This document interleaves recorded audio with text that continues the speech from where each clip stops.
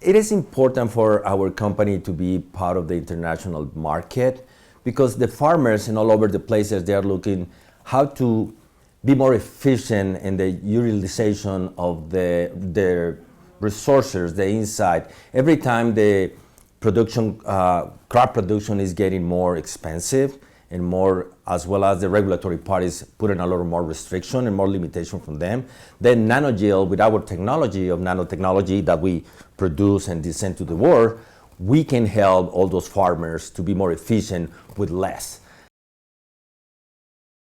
Of course, North America is really important. We have a nice presence right now, more than 10 years in the marketplace, right here in the US and Canada. But we have another regions, Mexico, Central America, South America, which comprise Brazil, Argentina, Chile. Those countries are really one of the largest food producers. They are producing for local consumption, for exportation. That's why our strategy to grow the business for Nano-Yield is in that direction at this time, focusing mostly in North, Central, and South America. That is going to be one of the largest markets. They are one of the largest markets in the world. That's why we are putting a lot of energy, a lot of resources, a lot of enthusiasm to put the technology in the hands of those farmers in those different countries.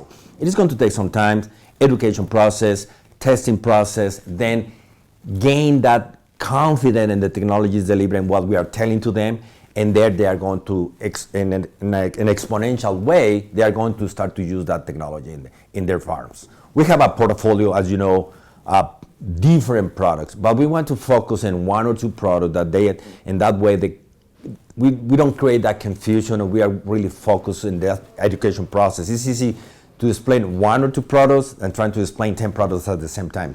Once the people start to use, by example, NanoPro, that is our carrot adjuvant and all the products that they apply in a tan mix with different fungicides, herbicides, insecticides, biostimulants, PERs, liquid fertilizer. They can start to gain that confidence, and that way they are say, Marco or Nano-Yield, what else do you have that you can offer to us besides NanoPro?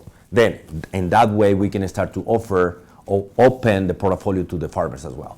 Regulatory wise is one of the big hurdles that we have in order to access those markets. Because nanotechnology, I believe so, has not been well explained. We need to sit down with some of the regulatory entities to explain what we are as a technology, to explain and to put in the table, and then to receive from them some kind of insight in order how to register those products. Right now, some of the experience that we have already, when we're talking with some governments, they don't have any classification for our kind of products.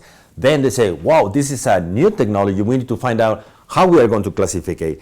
And that process is going to take some time. That's why registration is a very, very important part of the process. But they have been very open to learn from us about how the technology can help their farmers in their countries. That's important. It is going to take some time, but we are very positive that they are going to understand and they are going to help us to position the product and register the product in different countries. All the meetings that we have been taking with some regulatory entities in different countries has been very open to listen to us and to learn, even though in some cases they want to learn more about it. They ask questions about it because this is kind of totally different technology. And when we mentioned this is a kind of product that is not going to be harm for the environmental, they are open their ears immediately to say, oh, that is something really important.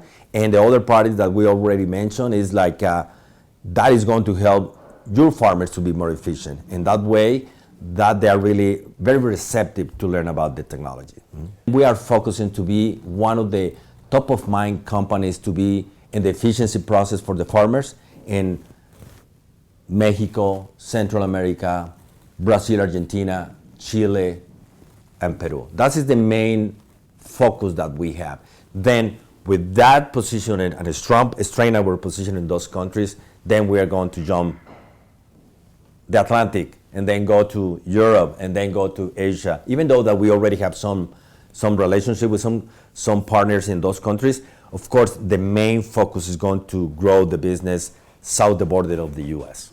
With our partner in Chile, that was the first one that we contact when I arrived to the company, and we didn't have any trials outside of the United States. We made the connection with those guys, and we run trials at the end of the last year, beginning of the year, like 55 trials. We are collecting the data with a very positive result.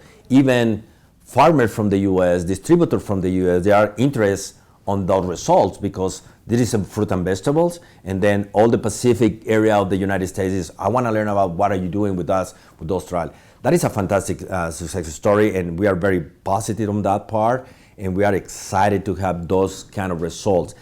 And it's not 42 kilometers, it's a 100 kilometers race, and we need to go step by step, but we feel confident that we are going to be there in the goal very soon.